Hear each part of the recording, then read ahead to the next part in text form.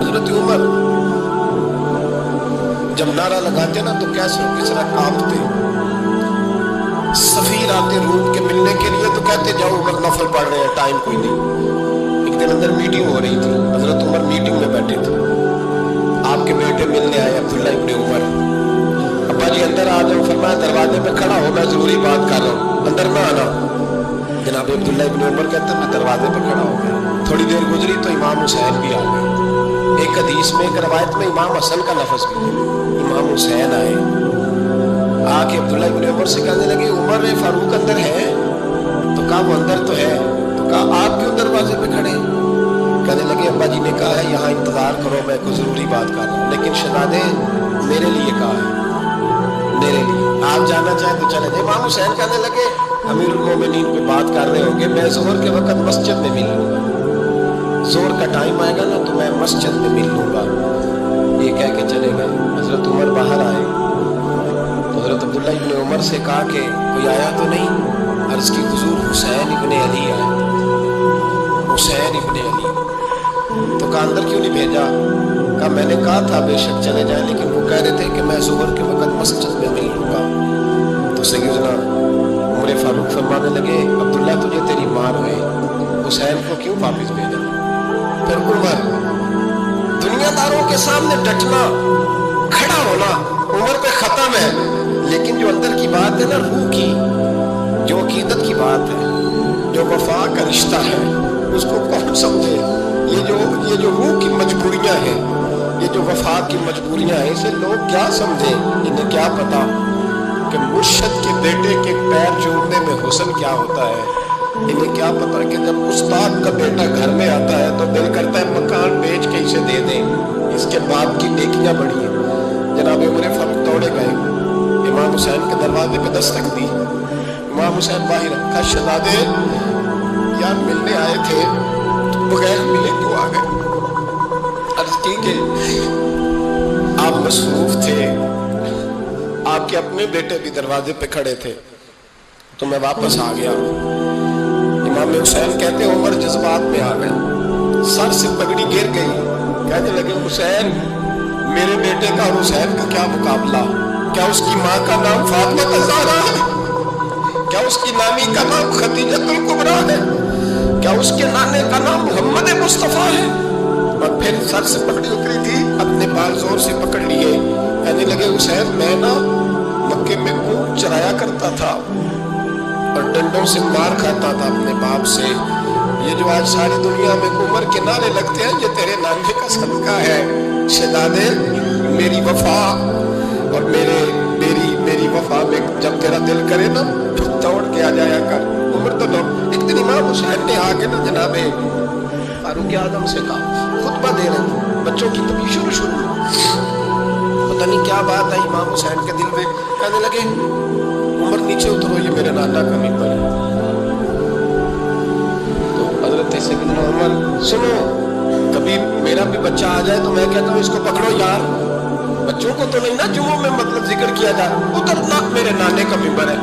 جناب عمر اتر کے نیچے کھڑے ہو گئے تو کہا جا کے اپنے نانے کے ممبر پہ بیٹھ. تو حضرت عمر رو پڑے, کہنے لگے شہزادے میرے نانے کا ممبر ہی کوئی نہیں ہے ہی نہیں.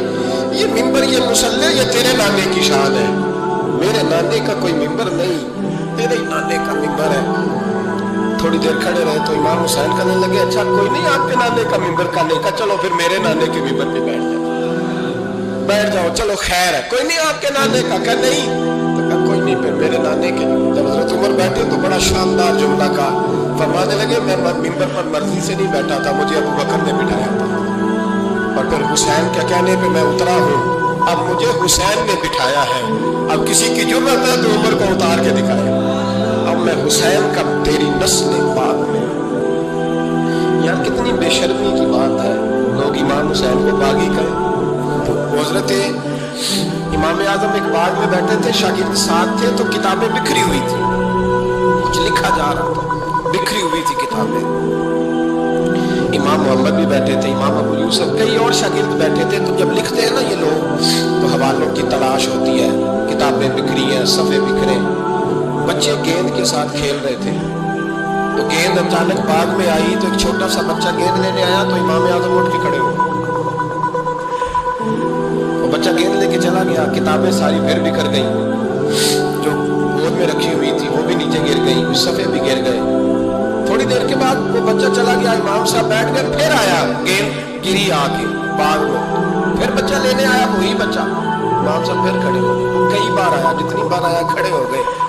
कई लोग सब्र नहीं कर पाते, जल्दबाज होते हैं आजकल के शागिर्दों की तरह। तो एक शागिर्द बोल पड़े, कहने लगे हुजूर वो तो बच्चा है, 100 दफा आएगा।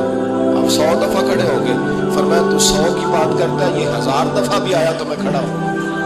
कहा हुजूर बच्चा है, आप क्यों खड़े हो गए? फरमाने लगे मामूली बच्चा नहीं, मेरे उस्ताद का पोता है, तो जिसने मुझे अल्लाह रसूल का नाम बताया उसका पोता है, तो मैं खड़ा ना हूँ। अगर उस्ताद के पोते का ये अदब है तो बताओ मोहम्मद अरबी के नवासे का क्या अदब है? रसूलुल्लाह सल्लल्लाहु अलैहि वसल्लम। लोग समझते हैं हम कायल नहीं है वो वाली शहादत बयान करने के जिसमें कहते हैं हाय हुसैन तो सकीना तो ज़ैनब। हमारे बुजुर्गों ने हमें ये सबक, हमारे बुजुर्गों ने हमें बताया कि इमाम हुसैन की शहादत इस तरह बयान करो कि नौजवानों में जज्बा जिहाद पैदा हो, औरतें सब्र का पहाड़ बन जाए। इस तरह शहादत हम वो वाली। लेकिन एक बात जरूर ज़हन में रखें, ये जो लोग कहते हैं नहीं बड़े मजलूम थे, पानी नहीं आ सका, मेरे से हवाला देखे, जिसने देखना मेरे से हवाला देखे, मेरे से। हजरत इमाम हुसैन मैदान करबला में थे, तो थोड़ी सी जगह खोद के ना इमाम हुसैन ने तो खंदक खोदी। खंदक खोदना अरब का रिवाज था, मदीने में भी खंदक खोदी गई, उसका नाम ही जंगे खंदक। तो खंदक खोद के ना आग जलाई जाती थी, ये हिफाजत का एक जरिया था ताकि दुश्मन ना आए। तो इमाम हुसैन ने अपने खेमे के सामने खंदक खोद के उसमें आग जलाई ताकि पर्दा रहे, औरतों के पास कोई दुश्मन ना आए। तो एक शख्स सामने खड़ा होकर कहने लगा हुसैन तूने दुनिया में ही आग जला ली है। माज़अल्लाह सुम्मा माज़अल्लाह, कहने लगा आगे तो आग मिलेगी, यहाँ जला ली है। तो इमाम हुसैन कहने लगे मैं हुक्म देता हूँ आग को कि तुझे अभी पकड़ ले। लोग कहते हैं मजलूम थे, मैं हुक्म देता हूँ आग को तुझे अभी पकड़ ले। ये लफ्ज इमाम हुसैन ने कहा। मैं 3 किताबें तो मेरी लाइब्रेरी में अभी हैं जिनमें हवाला है, 3 कुतब से, और आज कल परसों की किताब नहीं, सैकड़ों साल पुरानी। जब कहा ना मैं हुक्म देता हूँ तो वो आदमी घोड़े से नीचे गिरा, घोड़े से नीचे गिरा, और घोड़े की रिकाब के अंदर उसका पैर उलझा। घोड़ा डर के इतना दौड़ा कि जाके उस आदमी को आग में फेंक दिया। इमाम हुसैन के सामने जल के मर गया। ये हुसैन इब्ने अली है, ये अभी हुक्म देते तो फरिश्ते अभी आ जाते, ये अभी बात करते तो सारी दुनिया की फौजें अभी इकट्ठी हो जाती, ये अभी हुक्म देते तो अभी आ जाते। और सुनो, अगर जनाब इस्माइल के लिए दुम्बा आ सकता है तो वो तो हजरत इब्राहिम के बेटे थे, और ये तो मुस्तफा की औलाद है, इनके लिए क्या कुछ नहीं हो सकता। लेकिन इमाम हुसैन ने पसंद किया था करबला की जिहाद, इसको पसंद किया था मौला अली ने, वो अपनी पसंद पे थे। कोई आदमी इस तरह ना बयान करे कि बड़े मजलूम थे तो बड़ी मुश्किल में थे तो बड़ा रोते थे बड़े, और कोई शख्स ऐसी बात। यहाँ तो तमाशा लग गया है, तमाशा लग गया है। एक वो है जो आजकल कह रहे पास जी वो तो 2 शहादतों की जंग थी, उन्हें भी शर्म नहीं आती, और एक मिंबरों पे चढ़े हुए हैं, चेहरे पे दाढ़ी कोई नहीं, सर पे टोपी कोई नहीं, बाजारी सा अंदाज है, कभी दौड़ के इधर जाते हैं, कभी भागते हैं, कभी कहते हैं ऊंचा बोलना, पैरों पे खड़ा होना था। ये लोग बयान करेंगे इमाम हुसैन की बात, ये लोग बयान करें। बीबियों के मसाइल पढ़ रहा हूँ, बहुत बीबियां होती हैं जो हाय हाय करती हैं, वहां वेला करती हैं। ये मेरे नबी का खानदान है, ये मेरे नबी का खानदान है, नबी का खानदान। मैं हवाला दिखाऊंगा, मुझसे सुनो हवाला। हजरत सैयदा ज़ैनब ने सारे जनाजे देखे, भतीजों को, भांजों को, सबको शहीद होते देखा। औरतें डरती मैयत को हाथ नहीं लगाती, चीखती है बीबियां। लेकिन हजरत जनाब ज़ैनब ने पता क्या देखा था, वो सुनना जरा। इमाम हुसैन की लाश मुबारक करबला में पड़ी थी, और इमाम हुसैन का सर काट के नेज़े पे चढ़ाया गया था, और वो बीबियों के सामने सामने खाली सर चढ़ रहा था, और सैकड़ों मील का सफर करके दमिश्क के बाजारों से गुजरता वो सर गया। आज मैं सर की बात नहीं करता, सर की। आप मर्द हैं, जवान है सारे, यहाँ किसी का कटा हुआ हाथ फेंक दिया जाए ना, हाथ तो लोग चीखे मार के दौड़ जाएंगे, बल्कि हाथ तो दूर रहा, किसी की उंगली काट के यहाँ फेंकी जाए तो लोग चीखे मार के मर्द दौड़ जाएंगे। लेकिन कटा हुआ सर देखा, लाशें देखे। यजीद का दरबार आया, बीबी साहबा को ना ऐसे औरतों ने अपने हाले में लिया है। सैयदा ज़ैनब वहां बैठ गई, तो जब बोला ना यजीद दरबार में, कहने लगा कि देखो अल्लाह ने इज्जत वालों को इज्जत दी, माज़ अल्लाह सुम्मा माज़ अल्लाह। और मेरे मुखालिफिन का क्या असर हुआ जब उसने देखे ना, एक आदमी मजबूर है, मकहूर है, इतना लंबा सफर है, गुर्बत है, प्यास है, बीमारी है, क्या अंदाज है। जब इस आलम में यजीद के दरबार में उसने गुस्ताखी की इमाम हुसैन की। यहाँ लोग कहते हैं किसी को कुछ ना कहो, कि क्यों ना कुछ कहें। जो सैयदना इमाम हुसैन के बारे में बात करेगा जुबानें खींचेंगे उसकी, जो सहाबा के बारे में बात करेगा हम करने देते हैं। ये क्या बात हुई, गुस्ताखी करना, बेअदबी करना, ये कौन सा दीन है। ये तो तुम बेद ही नहीं फैला रहे हो। सुनो, जब उसने बेअदबी की तो सैयदा ज़ैनब चुप नहीं रही, बल्कि हजरत ज़ैनब बोली और खड़ी हुई, और आपने तिलावत की कुरान मजीद की और आयतें पढ़ी, कहने लगी वतुइज़्ज़ु मन तशा वतुज़िल्लु मन तशा बियदिकल खैर। और आप फरमाने लगी यजीद तुम कहता है तेरे मुखालिफीन पसपा हो गए, तुझे इज्जत मिली।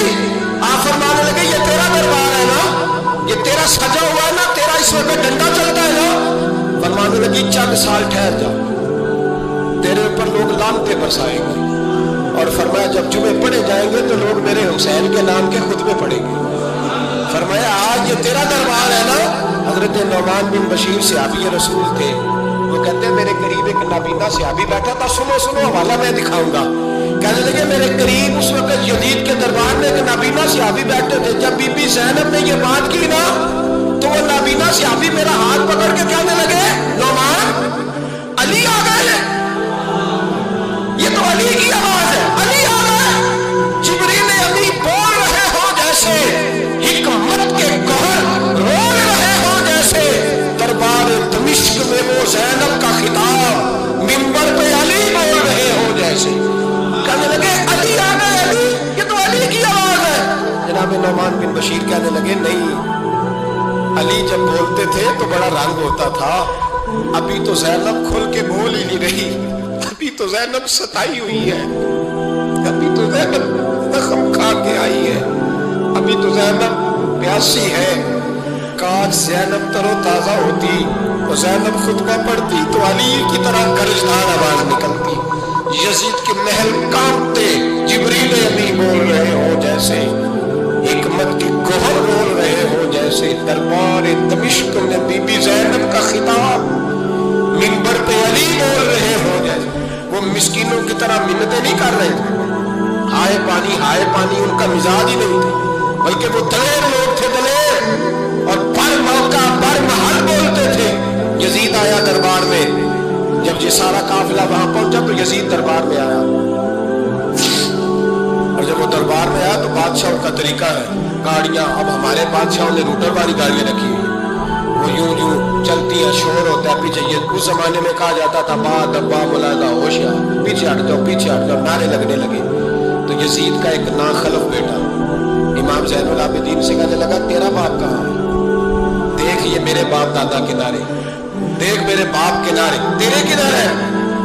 अभी ये बात शुरू उसने की थी कि दमिश्क की जामे मस्जिद में जोर की अज़ान हो गई, और जब मुअज्जिन ने कहा ना अशहदु अन्ना मुहम्मदर रसूलुल्लाह, तो इमाम ज़ैनुल आबिदीन उसका हाथ पकड़ के कहने लगे ये मेरे नाना के नारे लग रहे हैं, अगर तेरा है तो बता, ये मेरे नाना के नारे हैं। और फरमाया तेरे बाप के 2-2.5 साल लगेंगे, मेरे नाने के कयामत के बाद नहीं लगेंगे, मेरे नाने के नारे कयामत के ये लगते रहेंगे, लग रहे हैं और लगते थे और लगते रहे।